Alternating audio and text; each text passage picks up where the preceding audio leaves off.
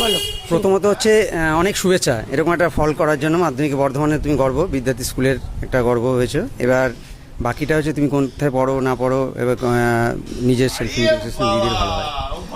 আমি অর্জিতা চক্রবর্তী, 692 নাম্বার পেয়ে মাধ্যমিকে আমি ষষ্ঠ স্থান অধিকার করেছি। আমার সত্যি খুব আনন্দ হচ্ছে এই রেজাল্টটা পাওয়ার পর। অনেক পরিশ্রমের পর ফলাফলে এই রেজাল্টটা হয়তো হয়েছে। আর কীরকম পড়াশোনা কতক্ষণ করতে? পড়াশোনা টেস্টের আগে 7-8 ঘন্টা, আর তারপরে 12 ঘন্টা এরকম। কোন স্কুলে পড়তে? বর্ধমান বিদ্যার্থী ভবন গার্লস হাই স্কুল। আর গৃহশিক্ষক?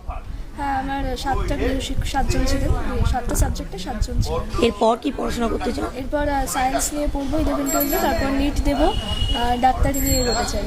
খুব ভালো। আর বাড়িতে মা বাবার সহযোগিতা কীরকম পেয়েছো, বা সবার স্কুলের সহযোগিতা কেমন?